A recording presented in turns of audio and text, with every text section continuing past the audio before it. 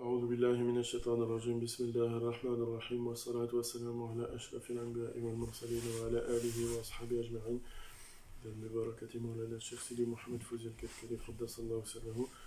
On revient ce soir sur tout simplement la retranscription du dars que Sidna Cheikh a donné hier soir à l'occasion du Majma' donc à la Zawiya du Maroc.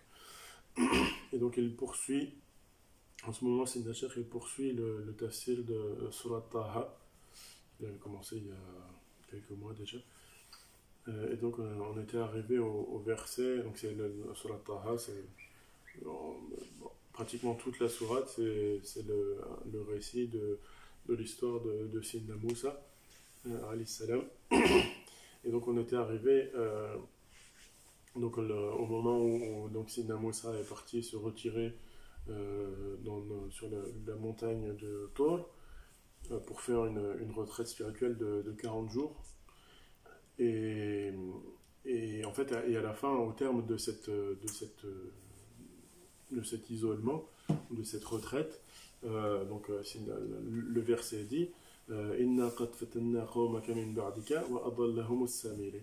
Donc c'est Allah Ta'ala qui s'adresse à Sidna Moussa qui lui dit certes, nous avons éprouvé ton peuple après toi, et As-Samiri les a égarés, les a fait perdre. Min ba'dika, c'est-à-dire après toi, c'est-à-dire parce que Sidna Moussa, après qu'il soit parti, après qu'il les ait laissés. Et donc, au travers de ce verset, Sidna Cheikh il nous fait relever que la fitna, c'est-à-dire les problèmes, les tourments dans la communauté, ils arrivent lorsque Sidna Moussa est absent. Et ils n'arrivent pas lorsque Sidna Moussa, donc Moïse, est présent. C'est toujours en son absence que se réveillent les ténèbres. Jamais elles ne peuvent se manifester et prendre et faire naître d'elles quelque chose alors qu'il est présent. Et donc dans ce verset il y a une ishara, c'est-à-dire une indication spirituelle sur le fait que lorsque le cheikh est absent que tu dois faire très très attention à toi, à ta nafs. Parce que lorsqu'il est présent, il n'y a pas de problème. Lorsqu'il est présent, il y a toujours des choses que tu ne te permettrais pas de faire, alors que quand il est absent, tout de suite on est plus relâché. Et plus il sera absent de ton esprit, et plus tu seras relâché. Et donc c'est toujours en l'absence du cheikh que tu dois faire très très attention et toujours surveiller, être en état de conscience, surveiller qu'est-ce que tu fais, comment tu agis et pourquoi tu agis. Et c'est ça le sens de la parole de Sidi Boumedian al-Rawth, qui disait dans une qasida très célèbre que mentionne très souvent Sidna Cheikh, Ar-Rida yakhussu man hadara. Donc l'agrément divin est spécifique à celui ou est particulièrement réservé à celui qui est dans la présence. Donc concrètement qui est en présence de son maître, de son cheikh.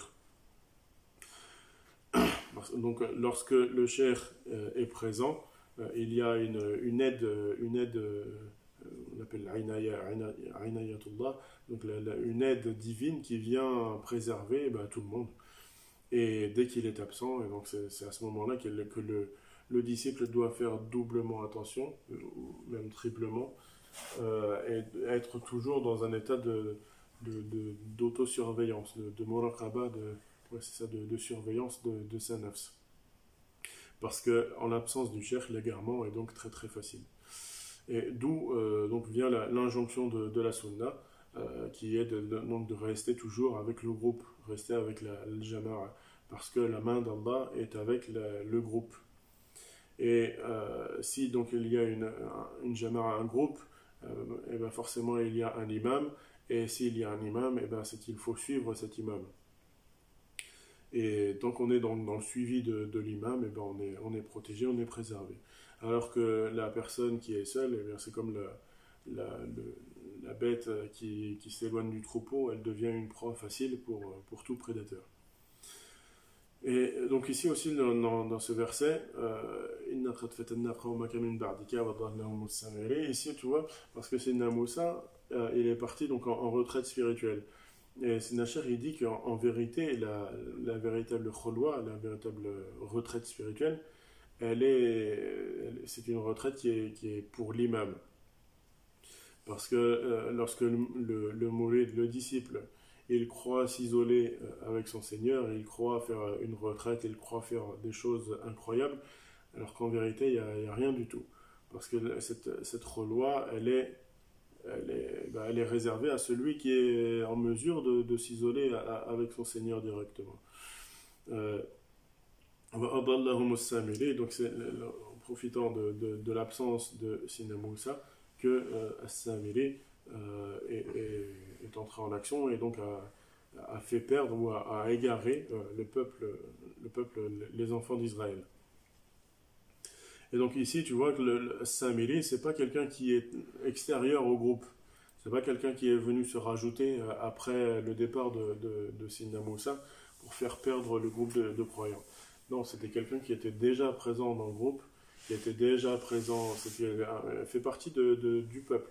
C'est-à-dire qu'il était déjà présent en Égypte. Il a vécu tout ce que les enfants d'Israël ont vécu avec Pharaon, toutes les tortures et les massacres, ce que leur a fait subir Pharaon. Et bien, Samiri, il était là, il a vécu tout ça. Il a traversé la mer avec Sidna Moussa, il a vu les 7 plaies d'Égypte avec les miracles qu'a rapporté Sidna Moussa, etc. Depuis le début, il est là avec eux. Même enfant, il a grandi avec Sidna Moussa. Il a grandi avec les gens autour de Pharaon. Donc Samiri, il n'était pas hors du groupe, il était dans le groupe et il était parmi les suiveurs de Sidna Moussa, c'est-à-dire c'est un disciple. Quand Sidna Moussa il ordonnait quelque chose, et ben, Samiri il le faisait, et quand voilà, il y avait une révélation ou quoi, et ben, Samiri il était là et il suivait, il était parmi le groupe, quoi. C'était un des disciples. Et quand est-ce que apparaît Samiri, quand est-ce qu'il apparaît cette personne-là? C'est pas quand tout va bien, quand le cheikh est là, etc. C'est dans la fitna. Il apparaît dans le tourment, quand les choses vont mal. Et pas avant. Donc, essaye pas de chercher qui pourrait être un traître ou un hypocrite ou quoi, parce que tu peux pas le savoir tant que la fitna et les ténèbres ne se sont pas réveillées. Et donc, ensuite, donc, Sidna Moussa, il est revenu, et donc à la base, quand il est parti faire pour s'isoler avec son Seigneur, il est parti, même le verset 10, qu'il est parti en s'empressant. Je me suis empressé vers toi, au Seigneur, pour que tu sois satisfait. Et en revanche, lorsqu'il est revenu de cette retraite, il est revenu en colère, et il était en colère du fait que le peuple n'avait pas suivi des recommandations simples qui avaient été clairement données. Et donc il s'est adressé à son peuple et il leur a dit, donc c'est le verset suivant, Alam ya'idkum rabbukum wa'dan hasana. Est-ce que votre Seigneur ne vous a pas donné une promesse, une bonne promesse, une promesse de bien? أفطال عليكم العهد أمرتم أن يحل عليكم غضب من ربكم. Est-ce que le pacte, cet engagement que vous avez pris, il s'est avéré trop long? Est-ce qu'il a duré trop longtemps pour vous? Ou bien est-ce que vous avez voulu que la colère de votre Seigneur s'abatte sur vous? Et ça c'est quelque chose, donc c'est quelque chose qui s'adresse en vérité, dans lequel peuvent se retrouver tous les disciples, tous les disciples après un certain temps, un certain nombre d'années dans la Talekra. C'est-à-dire que vous finissez par tomber dans la routine et dans l'ennui, que ce soit au niveau des adorations, au niveau de cette quête spirituelle. C'est-à-dire que vous avez atteint un certain degré, un certain niveau, si on peut dire, mais vous n'arrivez plus à avancer et vous dites que il n'y a pas de cheminement après ce que j'ai déjà atteint, réalisé. Il n'y a pas de, il y a rien de plus qui va pouvoir m'arriver et il n'y a rien il y a pas de après. Et c'est ça, c'est ce sentiment-là qui grandit, enfin qui naît dans le cœur du disciple et qui grandit euh, et qui prend de l'ampleur et qui le fait tomber dans ce cas-là. Donc dans le fait de trouver ce pacte, cet engagement qui devient long et tomber dans une routine et un ennui qui va te dévorer et te faire perdre toi-même. Alors que donc le Sinachar dit le disciple en vérité il a pour la plupart il a tout pour être bien et tout pour être apaisé. Et cet apaisement en fait il finit par devenir son voile et il finit par devenir ce qui va causer son éloignement. C'est-à-dire qu'il est bien en vérité il n'a aucune raison de se plaindre mais il ne se rend pas compte à quel point tout va bien et finalement ça devient ce confort devient la cause de son éloignement de l'état de présence. Excepté pour celui qui sait demeurer donc, dans cet état de présence avec son Seigneur tout le temps. Et c'est ça le sens du verset dans une autre sourate Ibrahim. Et lorsque votre Seigneur a proclamé si vous remerciez, si vous faites preuve de reconnaissance, eh bien je vous rajouterai. Si vous vous détournez, si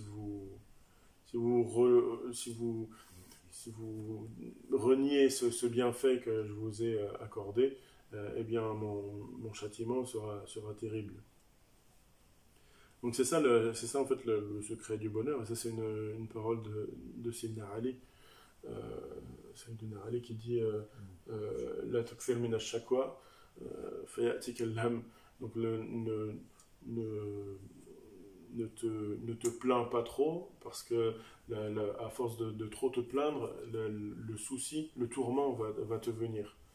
Mais au contraire akthir min al-hamd fata'tik as-sa'ada. Plutôt multiplie le fait de dire alhamdulillah et à ce moment-là tu verras que le bonheur va te gagner, va s'installer et tu vas connaître le bonheur. Toujours être remerciant et reconnaissant et Allah Ta'ala il va rajouter du bienfait à ton bienfait. Et si tu oublies alhamd, si tu oublies de remercier, d'être reconnaissant envers le Seigneur, et bien à ce moment-là, tu t'enfonceras dans le bienfait dans lequel tu baignes et tu finiras par te noyer dedans. Et à ce moment-là, le bienfait deviendra au contraire une cause d'éloignement de la présence. Et Sinachar dit que ça, c'est quelque chose qu'on vit avec les frères, avec les fuqara, de manière générale. C'est-à-dire que les fuqara, certains, ils étaient dans un état pas très bien. Et puis le Seigneur a fait que cet état il s'est amélioré dans beaucoup de choses, mais ces fuqara malgré tout ils restent amers, ils restent pas satisfaits et ils restent toujours à se plaindre de cet état dans lequel ils sont. Et à ce moment-là, en vérité, il faut faire attention parce que ce bienfait qui leur a été donné, eh bien, finalement, ça ne reste pas un bienfait pour eux. Au contraire. Et attention, Sinachar il dit, quand il parle de bienfait, le bienfait c'est pas avoir beaucoup d'argent ou que tu étais pauvre et puis tu es rentré dans la tariqa et tu es devenu riche ou quoi. Le bienfait, Sinachar il dit que c'est le bienfait qui a des répercussions sur les membres.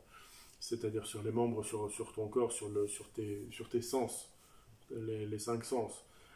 C'est-à-dire que le Seigneur, subhanahu wa ta'ala, il a préservé ton ouïe, il a préservé ta vue pendant des années, c'est-à-dire que, pas dans le sens où il a préservé ta vue, mais il a préservé le fait que tu vois la lumière, c'est-à-dire que depuis des années que tu as pris cette béra, tu continues à voir et à contempler cette lumière, et c'est pour ça que tu dois te montrer reconnaissant.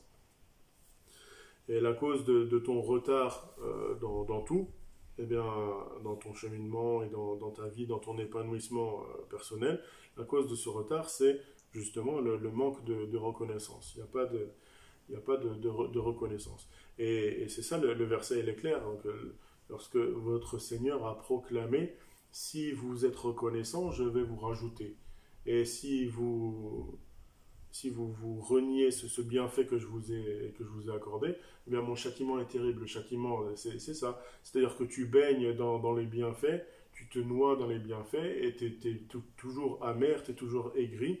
Et c'est ça le châtiment. Parce que finalement, il n'y a pas de fin. Parce que quoi qu'on puisse te donner, quoi que tu puisses atteindre, eh ben, tu ne seras jamais content. Et, et voilà. Et donc voilà pourquoi le but, en vérité, le but de la darwa, le but d'appeler les gens à Allah, c'est pas de ramener les foules. C'est pas de ramener pour qu'il y ait des centaines de milliers de gens qui rentrent dans un tariqa pour faire une grande, immense tariqa et être reconnu, etc. Non, le but de la darwa, c'est alhamd wa shukr, c'est-à-dire cette reconnaissance, proclamer ce bienfait et se montrer reconnaissant de ce bienfait qui nous a été donné.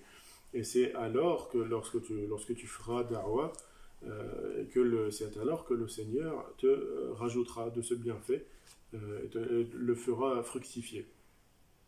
Mais si tu restes caché, si tu restes silencieux, si tu ne parles pas de ce bienfait qui t'a été donné, à ce moment-là, c'est comme si tu devenais parmi les négateurs.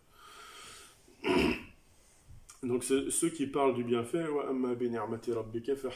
c'est ça le verset. Quant au bienfait de ton Seigneur, parle-en, diffuse-le. Donc ceux qui parlent du bienfait, Allah Ta'ala leur rajoute ça c'est quelque chose que tu vois dès que tu fais la da'wah, tu ressens un bienfait, tu sens une paix intérieure. Et donc plus tu parleras, plus tu propageras cette bonne nouvelle, qu'il y ait finalement des résultats ou non au niveau des gens, qu'il y ait des gens qui soient guidés par tes mots ou pas, et ben ça ne changera rien à cet état de paix que tu retrouveras en toi, et cette paix ne fera que grandir et s'épanouir en toi. Donc certains disent non, moi j'ai honte, moi je n'ai pas les connaissances, j'ai pas le idn, j'ai pas la permission du cheikh. Le cheikh m'a pas dit, toi c'est bon, tu peux parler, et toi non, tu peux pas encore parler. Il n'y a pas de idn pour ça. C'est-à-dire que dès lors que tu as fait ton témoignage de vision de la lumière, comme tout le monde, comme la plupart, eh bien, dès lors que tu as fait ce témoignage, bah, tout simplement continue. On ne te demande pas de dire des choses que tu ne sais pas ou des choses incroyables. Juste dis ce que tu sais, ce que tu as vécu, ce que tu as expérimenté, et transmets-le aux gens. Ensuite, Sayyidina Cheikh parlait de la sagesse qu'il y a dans les 40. C'est-à-dire que Sayyidina Moussa, donc Moïse, quand il est parti pour faire cette retraite spirituelle, il est parti pendant 40 jours, 40 nuits. Et dans le secret des 40, c'est pareil, le prophète alayhi salam a reçu est devenu messager, a reçu la révélation à 40 ans. Donc toujours 40, le nombre 40 qui revient très souvent. Et Sayyidina Cheikh dit qu'il y a, parce que dans le fait de perdurer pendant 40, que ce soit jour, mois, semaine ou année, eh bien dans le 40, il y a le fait de parvenir à dompter le cœur. Et ça, c'est un exercice que tu peux faire, que le disciple, en vérité, est censé sur lequel il est censé s'exercer.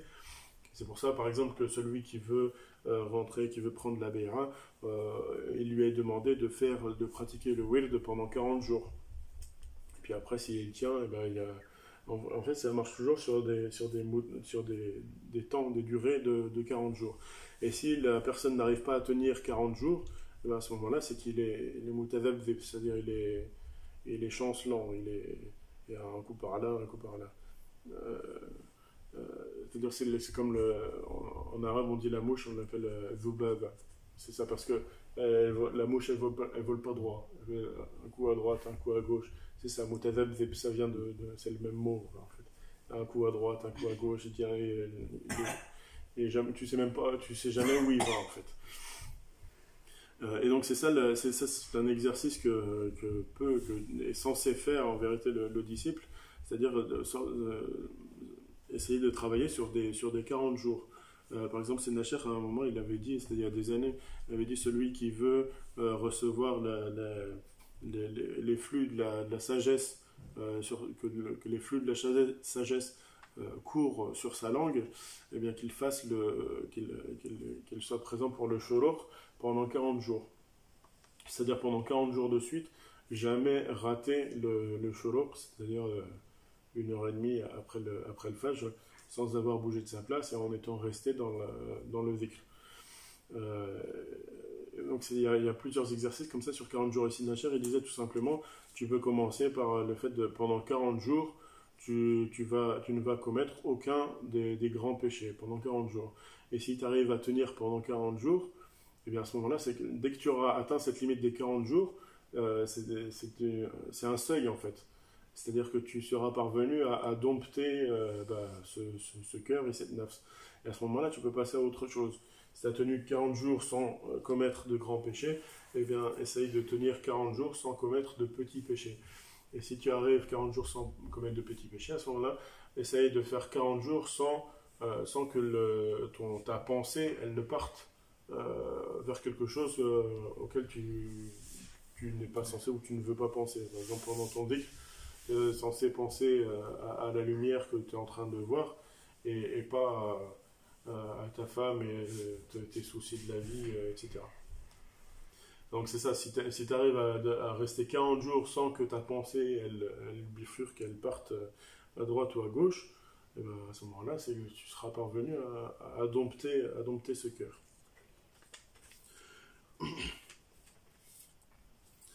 Et donc le peuple donc de Sina Moussa, il lui a répondu, donc verset d'après, Ma akhlafna maw'idaka walakinna humilna awzaran min zinati al-qawm.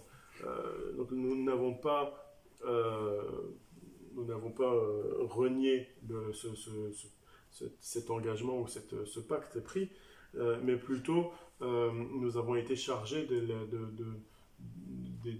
du poids de la dunya, du poids des choses de ce peuple, de cette dunya. C'est-à-dire, Sinachar, il dit, c'est comme vous. C'est-à-dire, vous n'avez pas...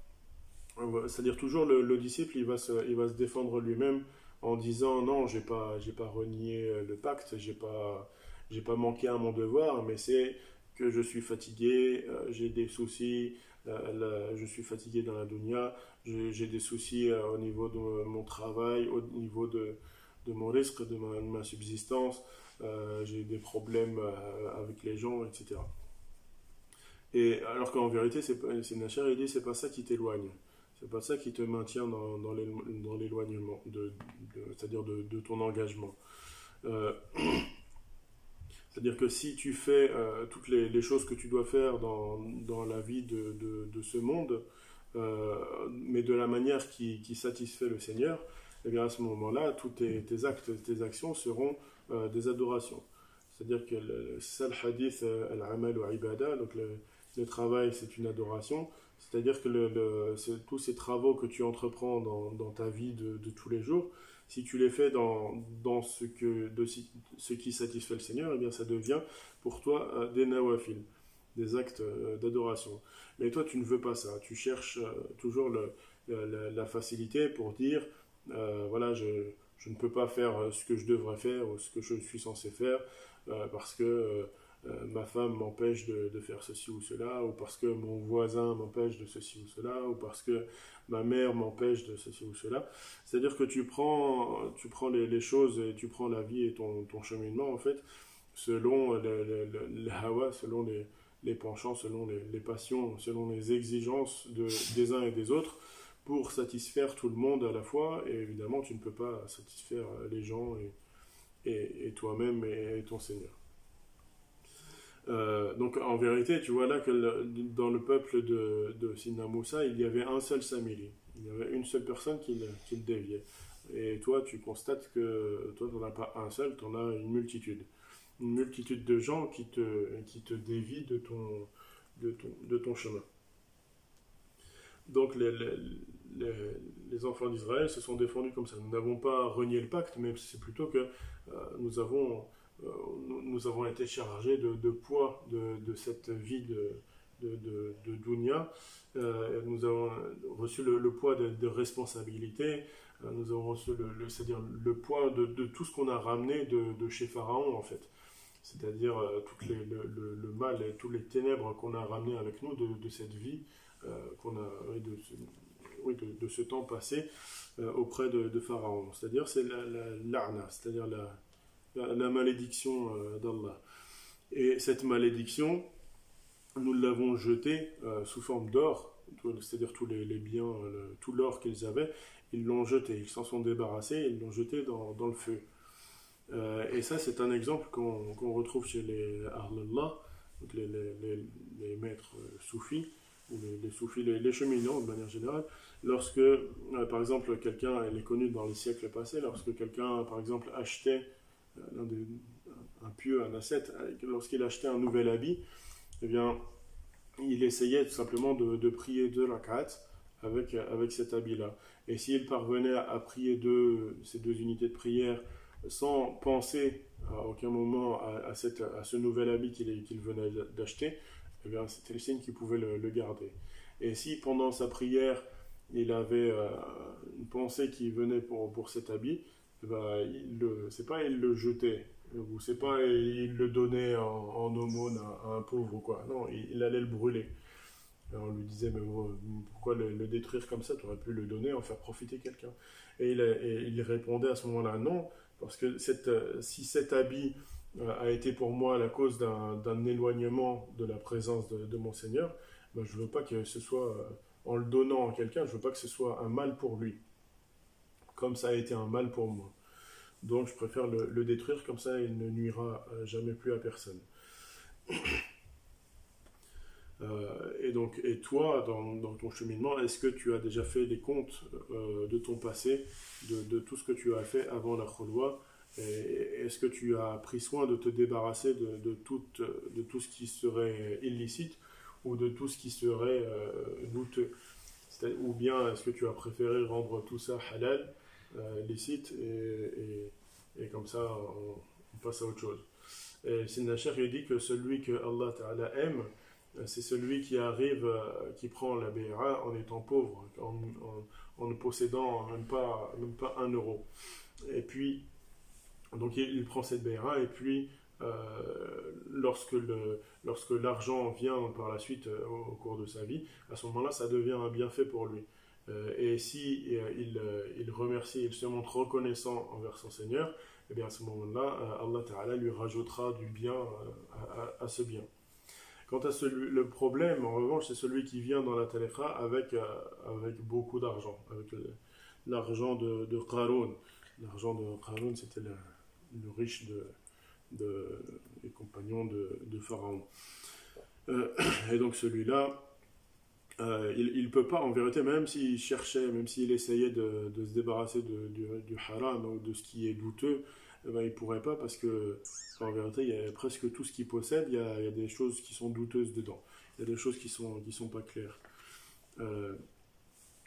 Et donc, Bani Israël, les enfants d'Israël, lorsqu'ils sont arrivés donc à ce point-là, donc lorsqu'ils ont fui, ils ont échappé à Pharaon, et ils ont réuni tous ces biens, tout cet or qu'ils avaient ramené de chez Pharaon, et ils ont tout jeté, et ils ont tout jeté dans le feu. Et Samiri aussi, lui aussi, il a pris son or et il l'a jeté dans le feu également. Et lorsqu'il l'a jeté dans le feu, donc c'est le verset d'après, فَجَعَلَ لَهُمْ عَجْلًا جَسَدًا لَهُ خُوَارٌ. Et lorsqu'il l'a jeté dans le feu, il a fait de cet or un veau d'or qui faisait un bruit, qui faisait un son. Et là, dans le tafsir, dans l'exégèse de ce verset, on dit que le Samiri, donc il a pris, c'est pas seulement il a jeté comme ça, non, c'est qu'il y a plus d'explications. En fait, c'est que Samiri, il a pris, parce qu'il y a le Buraq qui est venu. Le Buraq, c'est la monture sur laquelle est venu l'ange Gabriel, Sidna Jibril, et il est descendu sur terre, et lorsqu'il a posé son pied sur terre, il a laissé des traces sur la terre. Et Samiri, il est allé, il a pris de la terre de cette trace du Buraq. Parce qu'il savait que partout où le Buraq passait, eh bien, il amenait la vie. Et donc il ne posait pas son pied sur une terre sans la faire revivre. Donc il a pris de cette terre bénie, parce qu'il savait qu'il y avait dans cette terre la vie. Et puis après, il a pris le izn, c'est-à-dire la permission de Haroun, donc Haroun, le frère de Sina Moussa, et il lui a demandé, donc avant de jeter son or avec cette terre de vie, il lui a dit, est-ce que je jette? Et Haroun, Sina Haroun, alayhi salam, il lui a dit, oui, vas-y, c'est bon, tu peux y aller. C'est-à-dire, il a pris la permission d'un prophète. Il a pris le izn d'un prophète. Et à ce moment-là, lorsqu'il a jeté ce qu'il avait à jeter, il l'a jeté en faisant une invocation, en faisant un dua. Et il a dit, voilà, je jette et devient un veau d'or. Et ici, les gens, les exotériques, ils disent que Samiri, il a pris l'or des enfants d'Israël, il en a fabriqué une statue, et il a dit, et il l'a fait une statue un peu spéciale, c'est-à-dire un peu creuse, comme ça quand le vent il souffle, bah, ça fait ça fait un souffle, voilà. Et donc, et il a dit à ce moment-là aux enfants d'Israël, ben voilà votre Seigneur, regardez, il fait même du bruit quand il fait comme s'il il s'exprime, et donc adorez-le en dehors d'Allah. Et ça, c'est vraiment prendre les gens pour des imbéciles, parce que ici on parle des enfants d'Israël. Les enfants d'Israël, c'est pas des gens qui se seraient laissés impressionner par ce genre, par une statue avec un trucage miteux qui fait faire du bruit quand le vent souffle. Les enfants d'Israël, c'était des gens qui ont vu des choses extraordinaires, qui ont vu la canne de Sina Moussa qui est devenu un serpent et qui a avalé les serpents des sorciers, qui ont vu le Sina Moussa qui a ouvert la mer en deux, etc., avant de traverser. Et donc ils n'auraient pas pu se détourner, à oublier tout ça d'un seul coup pour aller adorer une statue en or. C'est complètement ridicule. Donc non, lorsque Samiri il a jeté et il a dit à cet or-là dans le feu, soit devient un veau d'or, un veau, c'est-à-dire qu'il est devenu vraiment un veau vivant qui bouge et qui fait du bruit comme un vrai veau, sauf qu'il était en or. Et à ce moment-là, Samiri il a dit Hada ilahukum wa ilahu Moussa. Il a dit, voilà votre Dieu et le Dieu de Moussa. Et attention, ici c'est très très important. Et il n'a pas dit seulement voilà votre Dieu. Parce qu'à ce moment-là, même s'il avait dit voilà votre Dieu, les enfants d'Israël, ils n'auraient pas pu croire comme ça et se détourner comme ça d'un seul coup de tout ce qu'ils avaient vécu de tout l'enseignement qu'ils avaient pris de Sina Moussa. Et il serait simplement resté comme ça ébahi par cette chose incroyable, comme un veau vivant en or qui est devant toi. Même nous, on serait choqués. Mais donc Samiri, il n'a pas seulement dit voilà votre Dieu, il a dit et le Dieu de Moussa.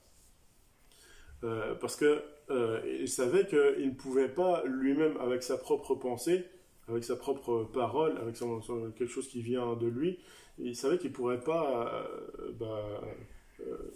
dévier les gens du suivi de Sina Moussa, alayhi salam. Et c'est ainsi. Et donc c'est pour ça qu'il a dit et voilà, et aussi le Dieu de Moussa, c'est-à-dire pour rattacher cette chose-là à l'enseignement de Sina Moussa, alayhi salam. Parce c'est ça, et là on comprend bien que Samiri, c'est pas quelqu'un qui est venu de l'extérieur, c'est quelqu'un qui était dans le groupe depuis le tout début. Donc quand il rattache ça à Sina Moussa, eh ben, c'est comme s'il rattache ça à l'enseignement, comme si lui il avait reçu un enseignement aussi voilà. Et c'est exactement la même chose. Le Samiri de la Tariqa, il dit c'est des cheikhs, il vous a dit nanana. C'est des cheikhs, ils voudraient que on fasse ceci ou cela. C'est des cheikhs, faites cela, faites ceci, faites comme ci, faites comme ça, pour Sidi Cheikh, pour que Sidi Cheikh il sera content, et pour que voilà. Ça, c'est le Samiri de la Tariqa, il fait ça, et ça on le voit, c'est pour ça il fait pas que. C'est quelque chose de courant parmi les fuqara. Quand tu veux faire passer une idée, tu vas pas dire venez on va faire ça. Non, tu dis toujours venez on va faire ça, comme ça Sidi Cheikh il sera content. C'est-à-dire tu viens ramener Sidi Cheikh dans ton idée personnelle pour y mettre la baraka et pour convaincre, tu te sers en fait de Sidi Cheikh pour convaincre les gens de tes propres idées, du bien fondé de tes propres idées. Parce que ces gens-là, ils savent que pour que leur pensée, ce qui vient de leur nafs, touche les cœurs et soit accepté par les cœurs, eh bien, ils doivent les mêler au cheikh. Ils doivent mêler le cheikh à cela. C'est-à-dire qu'ils doivent ramener celui qui va mettre de la baraka dans ses pensées et les faire accepter, les faire vivre. Et c'est à ce moment-là que les disciples, ils acceptent de travailler pour toi. Si tu dis pas pour Sidi Cheikh, les gens jamais ils vont accepter de faire les choses pour toi. Et voilà pourquoi Sidi Cheikh dit tout le temps, il n'y a pas de wasita, et ne laissez pas de wasita, c'est-à-dire d'intermédiaire entre toi et le cheikh. Parce que le cheikh c'est déjà un intermédiaire, c'est déjà un intermédiaire entre toi et Allah. Donc ne rajoute pas des intermédiaires aux intermédiaires, parce que ça, ce sera pour toi une cause d'éloignement. Et quand est-ce que tu vas voir le cheikh, en vérité, t'attends pas de. C'est-à-dire tu prends des intermédiaires tout le temps jusqu'au moment où tu as un problème. Et à ce moment-là, quand le problème il vient à toi, c'est seulement à ce moment-là que tu vas voir le cheikh. Tu vas voir le cheikh directement. C'est-à-dire tu disparais pendant des années. Le cheikh n'entend plus parler de toi et tu reviens le jour où tu as un problème et qu'il n'y a que le cheikh qui peut. C'est-à-dire que tu ne viens plus voir le cheikh que par intérêt. Par intérêt en plus d'une chose de dunya. Mais si tu voulais la ma'rifa, si tu voulais la connaissance ésotérique et cet état de proximité et cet état de présence, eh bien tu retournerais au cheikh à chaque instant. Tu n'attendrais pas d'avoir un problème pour aller lui parler ou te montrer à lui.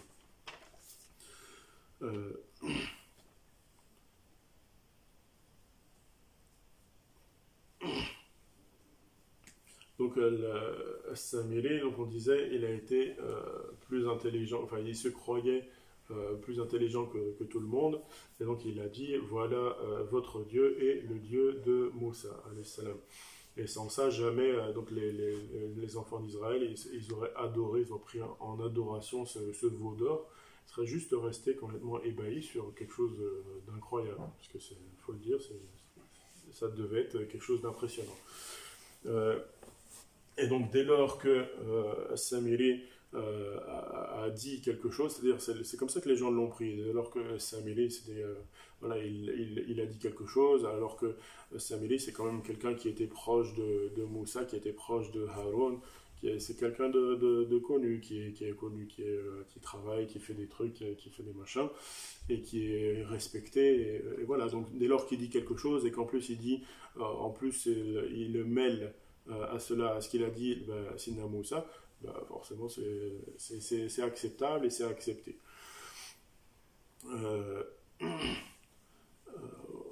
وَلَقَدْ قَالَ لَهُمْ هَارُونَ مِنْ قَبْلِ. Oui, donc c'est le verset d'après, et certes, donc Sina Moussa il est revenu auprès de ce peuple, et il leur a demandé des comptes pour tout ça.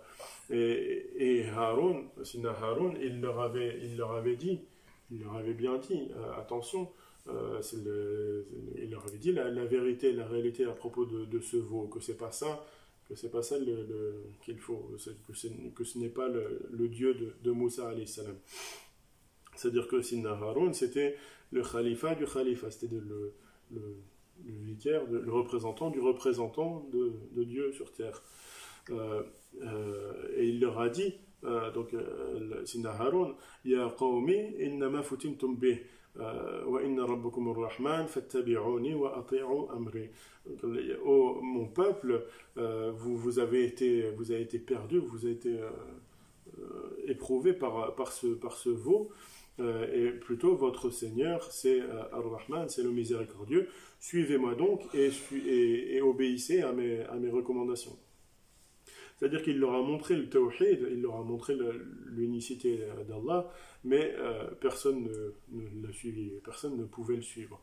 Et ça, c'est la preuve ultime et par excellence, qu'en l'absence du cheikh, il n'y a strictement personne qui peut diriger la zaouïa et qui peut s'occuper, qui peut gérer une zaouïa ou qui peut gérer les fuqara. Il n'y a absolument personne qui peut faire ça. Il n'y a que le cheikh, qui peut parvenir à cela. Et celui qui pense comprendre comment il faut gérer ces choses-là, celui-là c'est un samiri. Celui-là c'est samiri. Donc comment gérer une zaouïa, ou celui qui pense savoir comment on gère une zaouïa, comment on gère un groupe de fuqara, etc. Celui-là il a une maladie dans le cœur, et voilà, c'est quelqu'un qui est proche de Samiri. Parce que Sina Haroun lui-même, il n'a pas réussi. Alors que Sina Haroun, c'était pas un simple disciple, il avait un statut, c'était un prophète. Et donc si, comme tu le penses, toi, Sina Haroun était l'égal de Sina Moussa, eh bien à ce moment-là, si ça avait été le cas, les enfants d'Israël seraient restés sur le tawhid. Mais le tawhid, donc la croyance en l'unicité divine, relève relève du cheikh et de personne d'autre. Et quiconque osera s'immiscer dans cela, dans les choses du tawhid, celui-là apportera l'égarement pour lui-même et pour celui qui l'écoutera. Donc Sina Haroun leur a dit au peuple que c'était une fitna, que c'était une épreuve et que c'était pas le tawhid, et il leur a dit suivez-moi et obéissez-moi parce que je suis le khalifa, je suis le représentant de Moussa alayhi salam. Mais la réponse a été claire et nette et tranchante et sans appel. Le peuple lui a répondu Lan nabraha alayhi atifin hatta yarja'a ilayna Moussa. Nous ne changerons pas de ce que nous faisons, nous ne cesserons pas d'être dirigés vers cette nouvelle divinité, jusqu'à ce que revienne à nous Moussa. C'est-à-dire on restera sur ce qu'on est, sur ce qu'on fait, comme on le fait, jusqu'à ce que revienne à nous celui qui nous a appris la foi, celui qui nous a sortis des ténèbres vers la lumière. Donc parle et dis ce que tu veux, on ne changera pas. Donc voilà pourquoi si le disciple quitte la tariqa ou quitte c'est-à-dire on lui est retiré la lumière qu'il a reçue du cheikh, qu'il quitte la tariqa, en vérité il n'y a que le cheikh et uniquement le cheikh qui peut réparer, qui peut le soigner et le faire revenir à la raison. Et celui qui part, en vérité, lorsqu'il part, il veut surtout pas revoir le cheikh, parce qu'il sait que s'il venait à recroiser le cheikh, eh bien le cheikh, simplement en 2-3 paroles, il le ferait retourner à la hadra, à la présence divine. Et c'est pas comme toi, quand tu vas parler à des gens qui se sont éloignés, tu vas leur parler en leur citant des hadiths ou des versets, hadiths ou des versets que les gens à qui tu t'adresses, et ils les connaissent, ça se trouve même beaucoup mieux que toi. Et ils connaissent le Coran par cœur, ils connaissent les hadiths par cœur, et donc tout ce que tu vas pouvoir leur dire, ils le savent déjà. Le cheikh, en fait, lorsqu'il va et qu'il va lui parler, il va lui parler exactement du hadith ou du verset qui va le piquer intérieurement et qui va l'éveiller. Parce que c'est le cheikh qui connaît ces spécificités des cœurs et des nafs, et c'est lui qui connaît pourquoi la nafs d'un tel elle s'est détournée, et il sait comment donc la faire revenir. Et ceux qui s'éloignent du cheikh, toujours c'est ceux qui s'éloignent, ou ceux qui s'éloignent de la tariqa, c'est toujours ceux qui se sont éloignés du cheikh, parce que ceux qui restent proches du cheikh, eh ben, ils peuvent pas s'éloigner, parce que toujours ils entendent les choses qui les apaisent, qui apaisent leur cœur. Euh,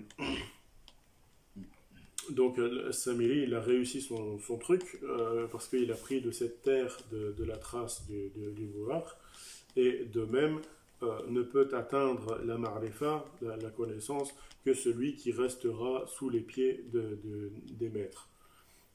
Quant à celui qui prend des paroles, qui vient accueillir des paroles par-ci par-là, il aura beau écouter et amasser toutes les paroles et toutes les connaissances qu'il voudra, tant qu'il ne sera pas resté sous les pieds du maître, il n'aura que des mots, et avec ces mots, peut-être qu'il vendra et il fera un business avec, et il gagnera même de l'argent avec, mais il ne deviendra rien d'autre que le samiri de son temps. Donc si tu veux apprendre, tu dois rester assis sous les pieds du cheikh. Donc pour revenir au verset, donc le peuple de Moussa a dit à Haroun, nous ne nous détournerons pas du veau d'or jusqu'à ce que revienne à nous Moussa, alayhi salam.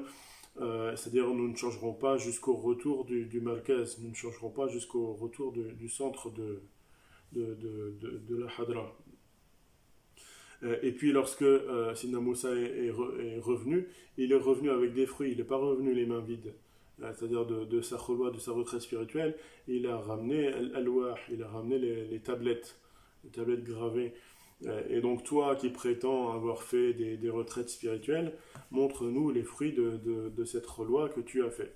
Et en vérité, il n'y a rien du tout. Ce que tu ramènes, c'est des isharat, des signes, des indications dont le cheikh t'a parlé avant, et dont le cheikh parle de manière générale aux disciples, aux fuqara, depuis 15 ans maintenant. Donc tu dis j'ai fait la kholwa, et qu'est-ce que tu as vu, qu'est-ce que tu as expérimenté dans la kholwa? Ben, tu vas répondre j'ai vu le misbah, j'ai vu le mishkat, j'ai vu toutes ces choses dont Sidna Cheikh parle depuis 15 ans. Mais qu'est-ce que tu as rapporté de nouveau? Est-ce que tu as ramené quelque chose dont jamais personne n'avait parlé, quelque chose de complètement inédit? Qu'est-ce qu'il y a de neuf dans tout cela? Et même Sidna Cheikh dit même tes visions, tes mushahadat, est-ce que tu as ramené de cela quelque chose d'absolument extraordinaire? Est-ce que tu as ramené un fath mubin, une ouverture, une illumination, une ouverture spirituelle grandiose et jamais vue? Quelque chose qui serait inconnu pour Sidi Cheikh? Mais évidemment non.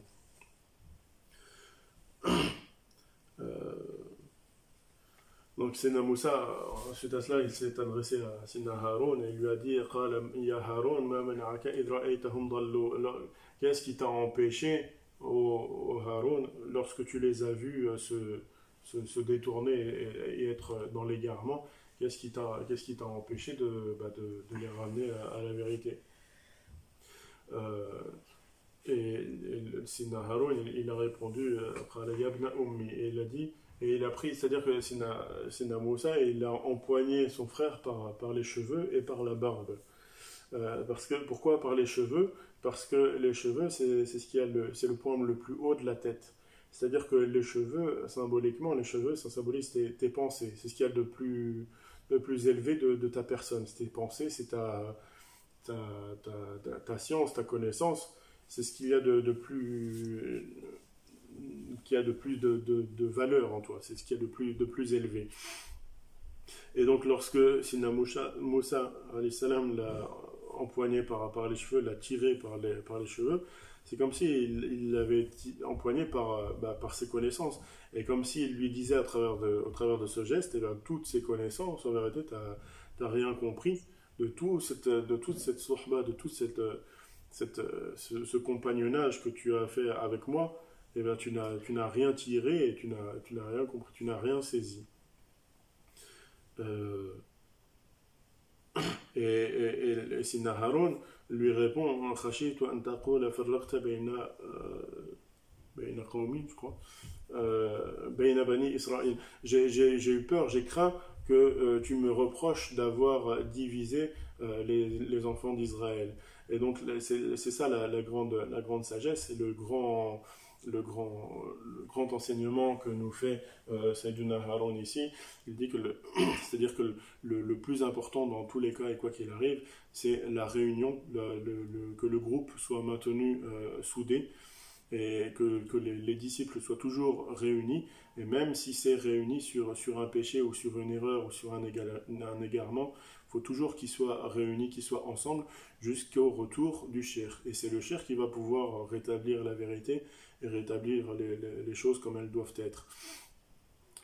Et personne d'autre. Parce que si Naharon avait insisté, ou même s'il était lui-même, s'il était parti, s'il avait quitté le groupe, alors qu'ils étaient quand même en train de commettre un sacrilège énorme, c'est-à-dire qu'ils étaient rentrés dans l'adoration d'un veau d'or, etc.